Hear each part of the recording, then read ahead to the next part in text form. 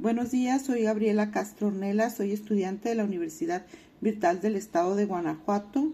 Mi matrícula es 24.018.592. Estudio la licenciatura de Derecho. En esta escuela se estudian las materias por módulos. El módulo que estoy presentando es Derecho Fiscal B2 y presento el reto 5 llamado ¿Cuál recurso interponer?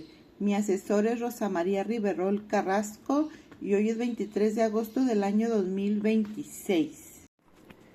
Reto 5 llamado ¿Cuál recurso interponer? Para este reto presento 3 casos.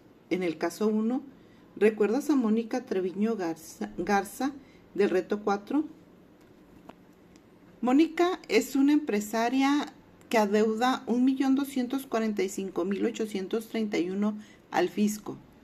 Como hizo saber el SAT al notificarle el crédito fiscal a su cargo, lamentablemente concluyó el plazo de 30 días hábiles para que Mónica realizara el pago de manera voluntaria y tampoco presentó garantía alguna. La autoridad fiscal emitió mandamiento de ejecución, el cual fue notificado y entregado a Mónica en su domicilio por parte de un servidor público del SAT. El servidor público dio a Mónica la oportunidad de demostrar el pago del crédito fiscal y levantó el acta de requerimiento de pago. Como Mónica no pudo demostrar que liquidó el crédito fiscal, puesto que no lo había realizado, el personal ejecutor determinó que bienes serían objeto de embargo sin dar oportunidad a Mónica de señalar los bienes en el orden establecido por el Código Fiscal de la Federación. Posterior a ello, la autoridad fiscal procedió al embargo de bienes, incluidos instrumentos y maquinaria de la empresa. Enseguida, el ejecutor levantó un acta de embargo en la cual detalló los bienes embargados. Posterior a ello, la autoridad fiscal publicó una convocatoria de remate 3 días antes de llevarlo a cabo. Mónica está inconforme con diversos actos dentro del procedimiento administrativo de ejecución. Y la pregunta es, ¿qué recurso administrativo les sugieres a Mónica interponer? Voy a resumir o analizar el caso. Mónica Treviño Garza tiene un crédito fiscal a su cargo por 1.245.831. Transcurrido el plazo para realizar el pago voluntario, Mónica no realizó el pago ni tampoco garantizó el crédito fiscal, por lo tanto la autoridad fiscal inició el procedimiento administrativo de ejecución. Dicho procedimiento administrativo de ejecución tiene varias irregularidades y las principales son: 1.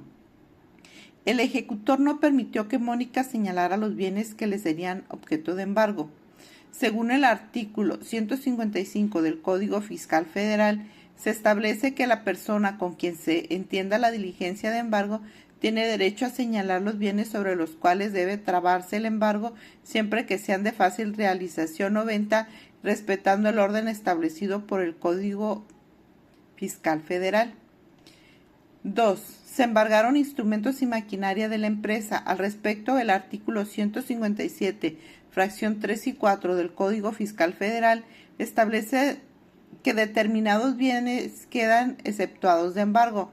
Entre ellos se encuentran los libros, instrumentos útiles y mobiliario indispensable para el ejercicio de la profesión, arte o oficio del deudor, así como la maquinaria y enseres de las negociaciones cuando sean necesarios para su actividad ordinaria.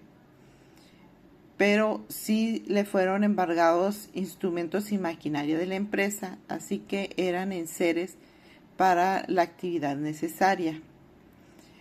En el punto 3 dice que existe una posible irregularidad relacionada con el remate de bienes embargados. Según el artículo 176 del Código Fiscal Federal, establece que la convocatoria para el remate debe hacerse cuando menos 10 días antes de la fecha en que éste se lleve a cabo. En el supuesto planteado, la autoridad publicó la convocatoria únicamente 3 días antes del remate, por lo que según el caso planteado no respetó el plazo establecido por la legislación fiscal. Por lo anterior expuesto, en este caso sugiero a Mónica interponga el recurso de revocación debido a que se encuentra inconforme con diversos actos realizados por la autoridad fiscal durante el procedimiento administrativo de ejecución, basándonos en el artículo 116 del Código Fiscal de la Federación, que establece que contra los actos administrativos dictados en materia fiscal federal puede interponerse el recurso de revocación. Asimismo, el artículo 117, fracción 2, inciso B, que establece que dicho recurso procede contra los actos de las autoridades fiscales federales dictados en el procedimiento administrativo de ejecución cuando se alegue que éste no se ajustó a la ley. Además, ella podría argumentar como agravios la falta de oportunidad para señalar los bienes conforme al artículo 155 del Código Fiscal Federal y sobre el embargo de instrumentos y maquinaria que pudieran encontrarse protegidos por el artículo 157 y como último agravio sería la violación de las formalidades relativas a la convocatoria de remate establecidas en el artículo 176, pues se publicó la convocatoria de remate 3 días antes de llevarse a cabo, debiendo ser 10 días según lo establecido en el artículo 176 del Código Fiscal Federal. Segundo caso, supón que el mismo caso hipotético anterior, Mónica interpone un recurso administrativo que la autoridad fiscal resuelve confirmando cada uno de los actos respecto de los cuales Mónica se inconformó. Sin embargo, ella insiste en tener la razón. Lo que considero yo en este caso, al haberse agotado la vía administrativa con la confirmación de los actos mediante resolución del recurso de revocación, Mónica aún puede defender sus derechos. Yo lo que le recomiendo a Mónica es que presente un juicio de nulidad o juicio contencioso administrativo. ¿Ante quién se puede promover? Se promueve ante el Tribunal Federal de Justicia Administrativa o el Tribunal de Justicia Administrativa local, según la naturaleza, sea federal o estatal, el crédito fiscal. El objeto es impugnar tanto la resolución del recurso administrativo como los actos de origen emitidos por la autoridad fiscal, solicitando la nulidad lisa y llana. Ella tiene un plazo de 30 días hábiles siguientes a aquel en que haya surtido efectos la notificación de la resolución del recurso. Debe presentar también una garantía del interés fiscal para garantizar el crédito fiscal, y con esto se busca suspender el procedimiento administrativo de ejecución, es decir, el embargo o cobro durante el juicio. Entonces, lo que debe hacer Mónica es, primero, promover la demanda de nulidad, es decir, hacer valer la indebida fundamentación y motivación del recurso resuelto, sumado los vicios del juicio contencioso administrativo, con base en los artículos 155, 157 y 176 del Código Fiscal de la Federación. También debe garantizar el interés fiscal, es decir, ofrecer la garantía legal para frenar de inmediato cualquier remate mientras el Tribunal de Justicia Administrativa emite la sentencia. Y por último, si no le fue favorable la sentencia en la demanda de nulidad, puede solicitar un amparo directo. Adrián Peña López labora como vigilante en una empresa privada y percibe el sueldo quincenal de 3,135 pesos depositados en su cuenta de nómina bancaria.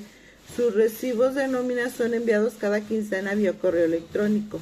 Por medio de ellos, Adrián ha podido conocer que la cuota obrera del IMSS asciende a 74 pesos quincenales. Sin embargo, en el último recibo de nómina, Adrián se percató de que el monto de la cuota obrera del IMSS ascendió a 138, lo cual le pareció excesivo. Además de coincidir con la cuota de las quincenas, de no coincidir con las cuotas de las quincenas previas. Por supuesto, Adrián está inconforme. ¿Qué pasos y medios de defensa debe seguir Adrián? Como en primera instancia, yo considero que debe de ir a aclararlo en la empresa donde trabaja, ya sea que le tiene que decir a su supervisor, al dueño de la empresa, o a recursos humanos, nóminas o con el contador, dependiendo del giro de la empresa. ¿Cómo lo debe hacer? Debe solicitarlo por escrito o de manera verbal en el área de nóminas para aclarar el cálculo. En muchos casos se trata de un error del sistema o cuando cambian de sistema de nómina. Y también puede ser cuando presentan la declaración anual, cuando hay un saldo a favor o un saldo en contra. También pudiera ser que la empresa le diga que no, que ellos no son el problema. Si la empresa argumenta que el IMSS emitió una cédula de determinación con esa cantidad, Adrián puede acudir a la subdelegación del IMSS que le corresponde para solicitar una aclaración de cuotas o revisar su constancia de semanas cotizadas, donde consta el salario base de cotización con el que lo tienen registrado. También pudiera él acudir a Profedet, a la Procuraduría Federal de Defensa del Trabajo. Él puede acudir pues con sus recibos de pago y ellos le van a dar una asesoría. O también, en última instancia, él puede presentar un recurso de inconformidad de acuerdo al artículo 294 de la Ley del Seguro Social. Se presenta ante actos o resoluciones del IMSS que lesionen los derechos como asegurado.